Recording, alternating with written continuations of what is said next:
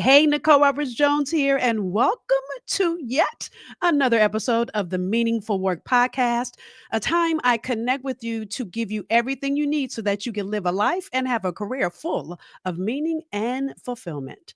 So, listen, the thing I think is interesting about our conversation today, which is all about overcoming burnout, as I started to do my research for this episode, I found this marketplace study by Deloitte that said 77% of people have experienced employee burnout at their current job, with more than half citing more than one occurrence. The other thing I found as I was reading is that many people are burned out and don't even realize it. And that was me. A year ago, I was burned out and I just thought maybe I need a vacation, maybe I need a break. No, girl, you are burned out. And so I'm excited about what our guest today is going to share. And her name is Christi Venable. Now, Christi is a licensed professional counselor and is the founder of Smile Therapy Services, an award-winning mental health and wellness agency focused on helping leaders cultivate a healthy workplace culture that increases employee retention, productivity, and happiness. Her top clients include, but are not limited to, Microsoft, Aetna, DC Government, American Kidney Fund, Georgetown University Hospital, DC Public, as well as charter schools, and I can continue to go on. But listen, Christi began her career working inside middle schools as part of her mission to reduce the stigma on mental health in the minority community. Now, in that work, she noticed a widening gap, a lack of quality mental health services for those who need it most. And in 2015, she launched Smile Therapy Services with only one employee, herself. Today, listen to this, y'all. She employs more than 28 therapists, all people of color, while continuing to serve individual school systems and Fortune 500 organizations. As a leadership and culture expert, she's now helping top leaders improve their culture so they can increase employee wellness, retention, and build a happy workforce.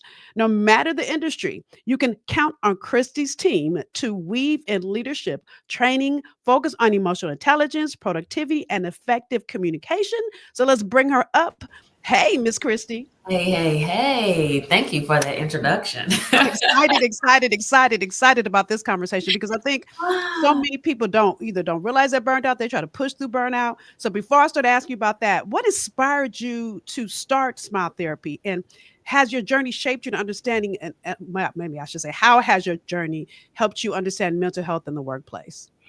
Yeah, so like you stated, I started out as a school counselor. And during that time, I serviced youth from preschool to eighth grade. And what I really saw was an plethora of mental health issues, right? And so within the school system, as a school counselor, there was only so much that I was able to do because my role was limited.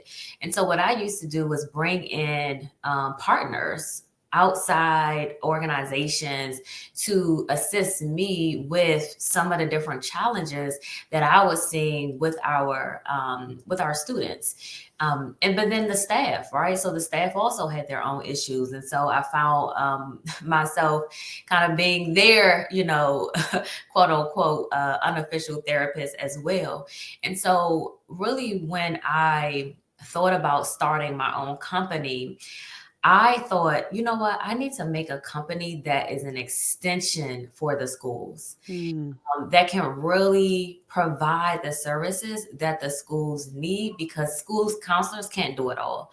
And so really that's what led me to create Smile, and just kind of getting all of the access and information to other benefits organizations within DC, and mm, just how they lacked, right. unfortunately, right? We have a lot of services in DC, but not all of them are great. And we really needed quality mental health and wellness services. And so that's really what led me to start Smile. And we have just evolved since then. And I want you guys to know she's saying DC because that's where she started, that's where she lives, but she doesn't Yes, just work in DC. I'm just saying, exactly. right? So you know what's interesting is as you were talking, let's talk a little bit about the stigma of mental health in the Black community, right? Because I feel like so many people think they need Jesus, and you do, you need Jesus, but you need Jesus and therapy, right? So why do you think there's such a stigma, or what have you seen in your work around the stigma of mental health in the Black community? Well, I think we have gotten much better, which I am very excited about, um, because we were raised to suffer in silence, unfortunately. And so I think the stigma, it comes from way back when, right? We had to think about what our ancestors went through from slavery. They couldn't talk about how they felt. Right. They couldn't. Um, they could barely talk, right? When at different times. And so we had to learn to cope with our emotions, with how we felt, with what we were dealing with. We had to learn to cope with that without Yeah. speaking. We had to learn, how do we manage this horrible situation that we're in that's causing us so much anguish? I can't even imagine the mental health of slaves back then, right? And so as generations passed, we just kind of, it was learned behavior. It was, you speak when you're spoken to. It was, you deal with things yourself. You need to stay strong. You need to push through, Right. because we didn't have the luxury to do anything otherwise. And Absolutely. so the stigma is powerful on our community, unfortunately. And it's continuing to take that education, but to also for people to know that it's okay to not be okay, and you to seek out help for it. And so, the stigma is thick. And when I first started, all I did was psychoeducation. Hmm. I had to do so much of it, Right. because one, as a community, and I think as people in general, we don't fully understand mental health. Hmm. What is it that is a part of us? I would have people tell me when I was vending that, oh, I don't have mental health. This is what they think, right? Well, So look, we and were that was their issue. Their ignorant. issue was that they didn't think they had issues. Come So on, we somebody, we were right? ignorant to that fact. And so I think for me, and just kind of what we've been doing, is really Yeah. educating people on what exactly is mental health, how does it impact you, and what you really need to do to make sure that you are well, as the whole person. And so since you said it, but before you answer the question I'm going to ask you, let me say something. One, because I didn't ask a question yet. I want to just commend you because I know for me, when I first started going to counseling, I wanted to find somebody that looked like me. And it wasn't just because I wanted her just to be Black, even though that was one of the reasons, but I also wanted to feel comfortable and that she would understand my journey. And so I want to encourage all of you that have not yet found a counselor, go look, like you go date and go take a couple meetings Yeah, and see who's a good fit. What I would do is try to have a phone call if they'd let me to see if it was a good fit before I set up a session. And I did yeah, that because again, you want to find someone that you feel comfortable with, yeah, right? So exactly. with that said, can you explain what is before we start going into burnout, y'all? We're gonna talk about burnout, but can you explain to people what is mental health? So mental health is kind of a combination, right? So it is that combination of our psychological, social, emotional. It's kind of all those things mixed up in one. It is, how do we manage stress? It is, how do we manage our emotions? It is even what affects us, whether it's something that we experience, whether it's, something someone says to us. It is kind of like all of these different things mixed up in one. And then how do you control those different pieces of you? And so, your emotions, how you think, how you act, all of those things are a part of your mental health and Yeah. wellness. Um, And so we always talk about just kind of wholeness and how we have to make sure as humans, it's not just one piece of wellness that we have to focus on, it's all the pieces of wellness. That's so And good. so, and they're all interconnected. And so my mind, my emotions, they play on how I feel. They play on the physical being, my physical being.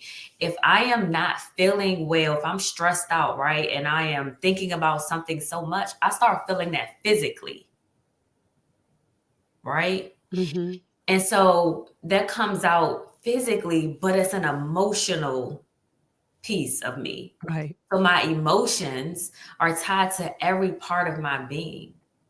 And so So that's good. why it's so important for us to make sure that we are really looking at minimizing our stress, right? People don't understand that stress is a silent killer. Right. Okay. Before we start going to there, because we're gonna go into burnout. I know you're gonna talk about that in burnout. So listen, this is what I see happen, and this was me too, y'all. So I'm out myself. Is that we usually look for an outside answer to an inside indication, like something's happening inside. But especially as Black women that are successful, it's like I can't be experiencing this, and I can't tell people I'm feeling this, but it's present, and it doesn't go away because you don't talk about it. Exactly. You're So with that, absolutely because correct. you can tell she'll get all passionate about mental health, and this is still mental health, y'all. But tell us a little bit about what burnout is and how it typically manifests in the workplace. So, and it's a difference between being stressed out and being burnt out, Oh, that's good. right? So I want to Mhm. make sure that we understand that because you can be stressed and not at the point of burnout. And so burnout is really this state of chronic, right? That's a key word, physical, emotional, and mental exhaustion. It is when you have no motivation, right, to do anything.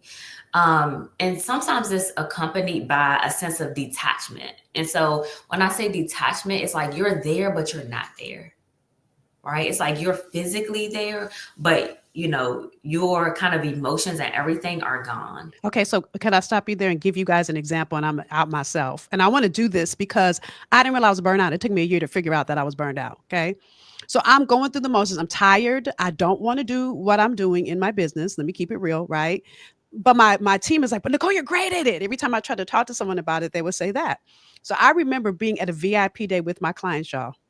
And what I do, I could do it effortlessly because, dare I say, I'm gifted at it. And the whole time, I don't want to be there. I'm hating it. I'm exhausted. I'm looking at the clock, wishing it was over. And my team that are with me are going, oh my God, that was so good, all excited. And it's like I'm having an out of body experience because I have two team members here. They're both are all excited about the strategy I'm creating. And I'm like ready for it to be over. And the reason I'm sharing that is because I just thought I'm tired. Yeah. But I have been feeling that like that for 6 months. Yeah. So go ahead. Sorry. I just wanted to Yeah. share that personal story. And that's a good story to share because someone else is experiencing that right now, Yeah. right?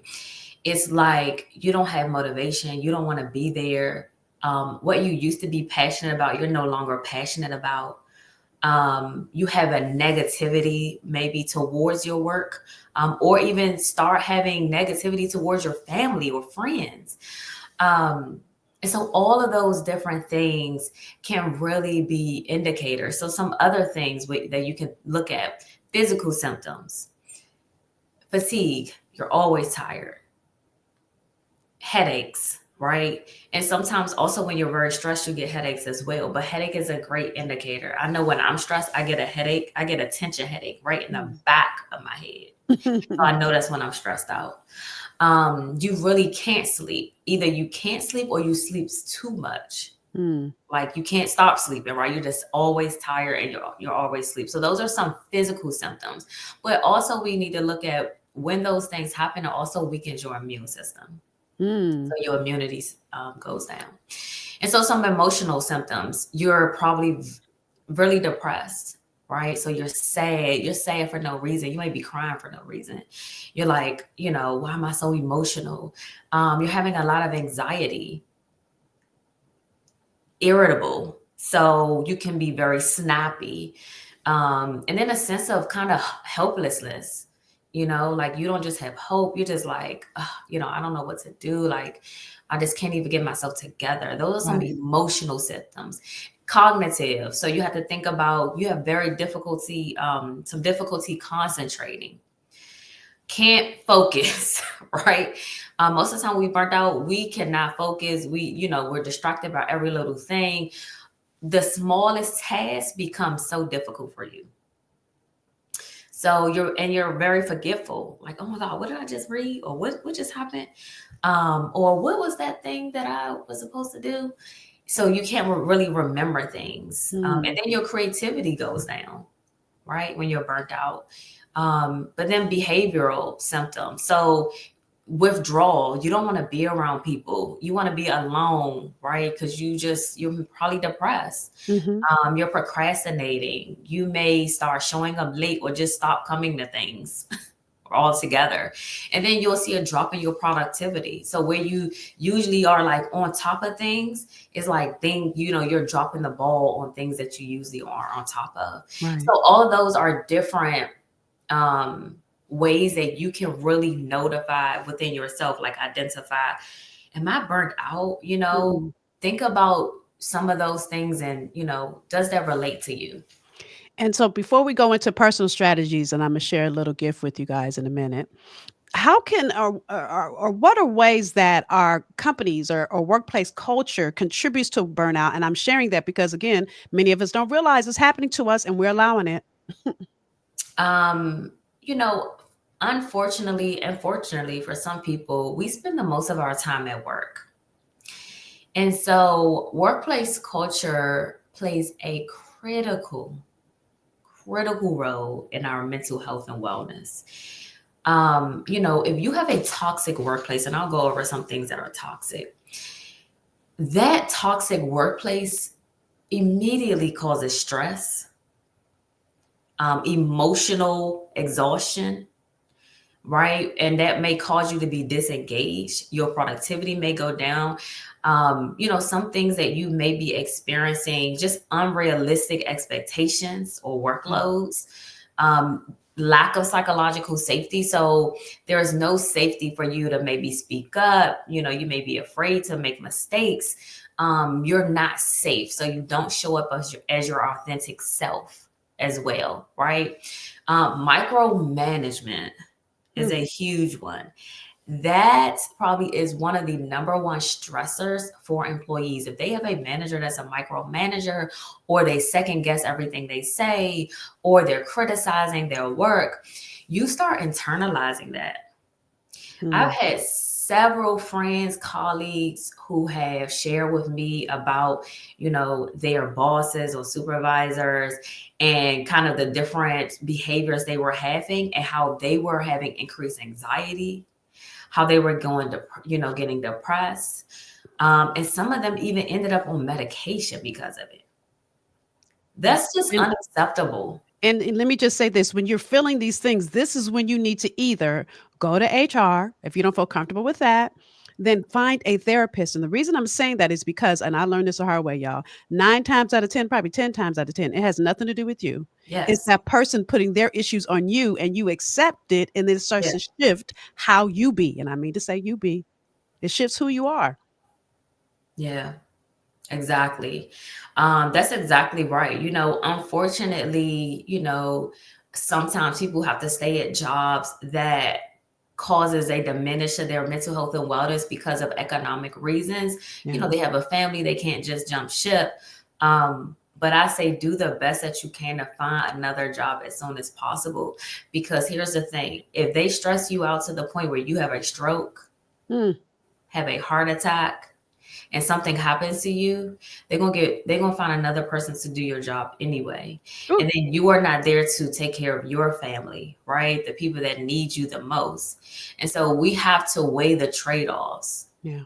right? I know people who have literally taken a pay cut to change jobs because their workplace culture was so volatile.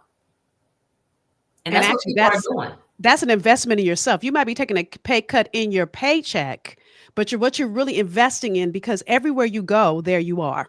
So what Exactly. I mean by that is if you're stressed at work, you don't just come home and stress just turns off. Exactly. So your husband, your kids, your mate, your mother, whoever lives with you is receiving that stressed out person right when you get home from work. Exactly. Exactly. And so, and that's why we really have started going into workplaces and working with organizations. It starts from the top. Culture is set from the top, right? And I want to make that clear.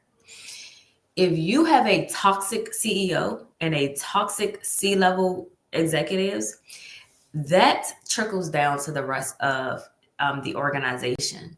And so we have to make sure that our leaders are exhibiting psychological safety. Hmm. They are really looking at how they are supervising, and you're training them to be people leaders. Because what I see with our work is that so many people that are in these positions of leadership, supervisor, manager, they have not been trained to be a supervisor or manager, right? They are just good at whatever role they have as it relates to their skill set. They have not been trained to actually lead people. Mm. And we have to remember, once you become a leader, a supervisor, a manager, it's no longer about your skill set of, that specific skill. It's about, can you actually lead the people that's under you? That's so That's the good. difference. That's so good. So listen, I'm only interrupt you because I want to make sure we talk about your book. Yep, she has a book. So can you share some? First of all, tell us about the book, and then as you tell us about the book, which I'm going to hold up in a second, share some practical steps people can do now if they are feeling like they could be experiencing burnout, or they're a leader and they want to stop their team from experiencing burnout. So Yeah. here's our book, and it's a workbook. Yes, it's a workbook. So I really, so the book is Refreshing Smile, a transformative self-care workbook. And my goal for the book was to really create something that could help you right now in the moment, And you're doing the right? work, y'all. It's not a read, it's a do, right? It's not like, oh, you just read these things and you put that on the shelf. No, it is you get into it, right? It is, let's get deep into what's really going on with you as it relates to your self-care. So it's a combination of assessing the 8 dimensions of self-care. It educates you on those dimensions, but then it assess, where are you with those dimensions? And then it actually gives you questions to help you create your self-care plan in each of the dimension. And so what I find is that when I go and have trainings or workshops around self-care, people don't realize that there's so many different areas of wellness and self-care. We just really focus on the main ones like physical self-care, right? And even with physical, people don't realize that it's 4 areas of physical. You have nutrition, you have exercise, which everyone does, but then you have to think about your medical. Mm. Have you booked your appointments? Right. Right, today? And so it's all of these things that we try to educate people on, but it's like, okay, now that you're educated, let's see where you are, and then let's help you get better with that. And And even with so that, I heard you say once, in a conversation, we were talking about something, I don't remember what it was, that a massage is not enough. it's not enough, right? It's something, and it should be a part of your self-care, but that's not enough. It is a holistic plan that we should be creating so that we can really feel better, and we have to be intentional about it. So if you're a leader, one, you have to start with yourself. So I have one of my signature talks, putting your oxygen mask on first. We have to do what we need to do for us first before we can then help everyone else. Because if I'm not well and my cup is empty, I can't help you. Right, because you're pouring from nothing. You need to help from your overflow. So you got to Feel pour back into yourself first, so you can exactly. pour from your overflow. So, if there are some practical steps, it would be, how do you make sure that you're intentional about improving your own self care first? What areas do you really need to focus on where you know you're not doing the best job? And then after you really focus on yourself, then you can, one, model, Once you start focusing on yourself, you model for your team how it is. You put boundaries up. You set realistic workloads, and not working all night, not sending emails all night to your team, because then it's the expectation that they should also be working. Right? So that's something that we can do as a leader. Also, as a leader, once you work on yourself, are you creating a psychological safe space for your team? Do they feel comfortable sharing with you? Are they okay to make a mistake? Are we having learning lessons instead of calling people out for mistakes? Hmm. Right? And then, are we recognizing our employees? Matter of fact, are we recognizing ourselves? Right. Right. Are you really looking at what are you grateful for? What progress have you made this week? And you praising yourself for that. That's where we have to start. Yeah. I said this in another episode that when we were little, we had parties for everything. I Everything. turned 3, I turned 4, I turned 5. I got You an want to A on bring a that back. test. But now we don't celebrate ourselves. We're on to the next, right? We get things done and we don't stop and say, let me buy myself some flowers. Let me take myself to dinner. Let me do something to celebrate something I accomplished. Yeah. Yeah.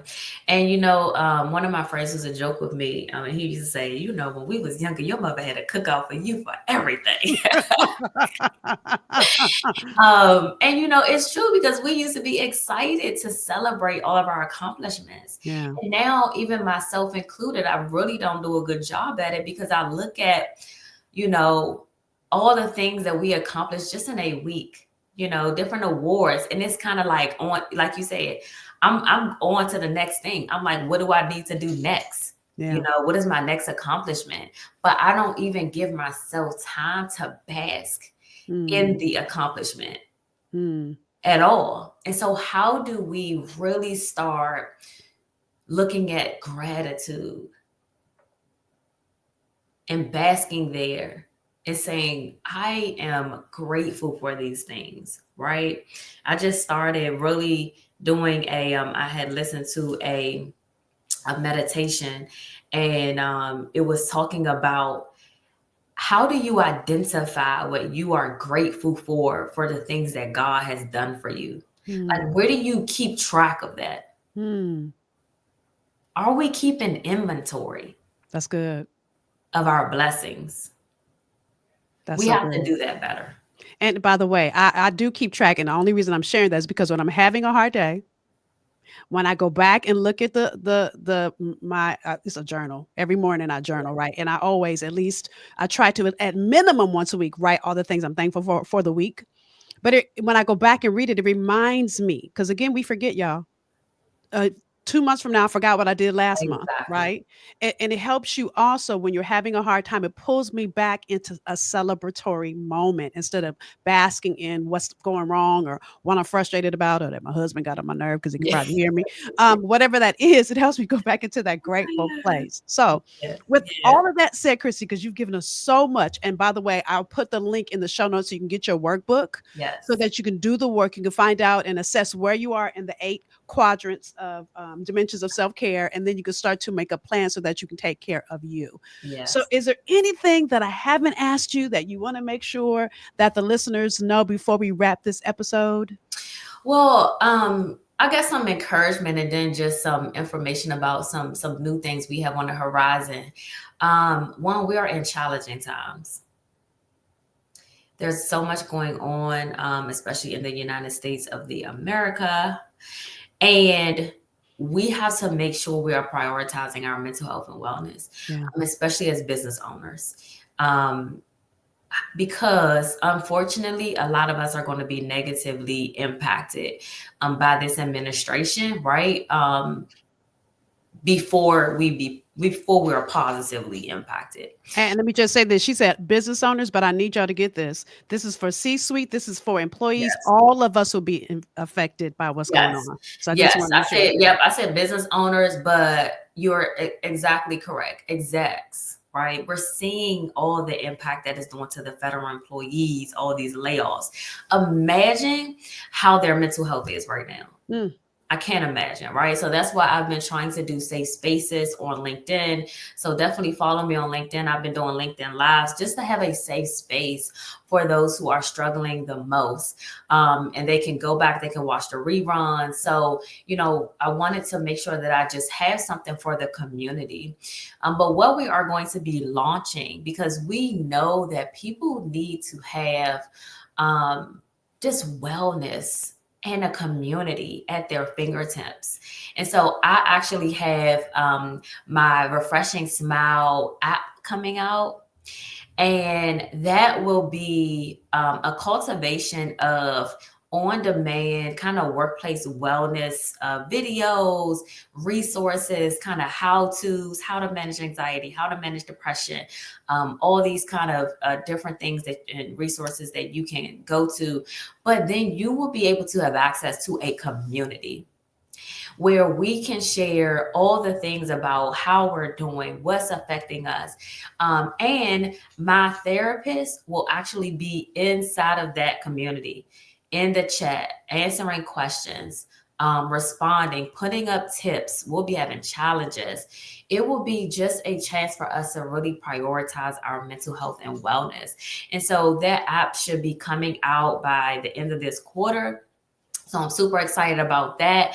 And I want to, I'll give you the link so people can just sign up so that they can be first to get that notification. And when they sign up, they'll also get a discount. So it'll be a monthly membership. But we're really going to try to make it as affordable as possible. So the courses only are going to start out as $47 a month. We want people to have access to what we give our corporations and Right. clients on a daily basis. So we're giving you some snippets of what smile therapy does for big organizations, right at your fingertips. So I'm super excited about that.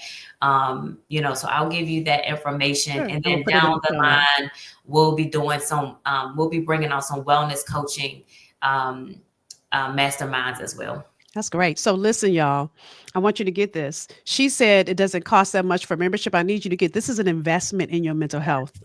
It's not about paying a price. It's about investing in yourself and having the tools at your fingertips before you need it. Some of you need it immediately, which is Yeah. great. But what if you got in front of your mental health before you need it? So thank you, Christy, for everything you give all of us for being committed to our mental health. By the way, when you said you're on LinkedIn, is it LinkedIn as Christy or is Yep. it Smile Therapy? LinkedIn both. So LinkedIn, follow Okay. me, Christi Venable. Go follow our company page, Smile Therapy Services. Perfect. So we'll put all of that in the show notes. So with Yep. that, girl, thank you. I appreciate you. Thank you for all the great tips, and thank you for being here and pouring into us. Thank you for having me. Such a great episode with such actionable insight. It's time for you to make your mental health a priority, and she's giving you the time and space. The workbook. We'll put the link to the app so you can sign up so that you can invest in giving yourself what you need so that you can pour back into you and you're not serving from that empty cup. So thank you for joining us for this episode. It's always my honor and privilege. Listen, you guys know what I'm going to ask. Number one, I want to know value. Post in the comments the value you got out of this episode. Dare I say, write one thing you're committed to do that you haven't yet done to pour back into yourself, and then share it. Because again, someone in your community needs this insight. All right. So, again, thank you for joining us. I'll see you next time. Bye, y'all.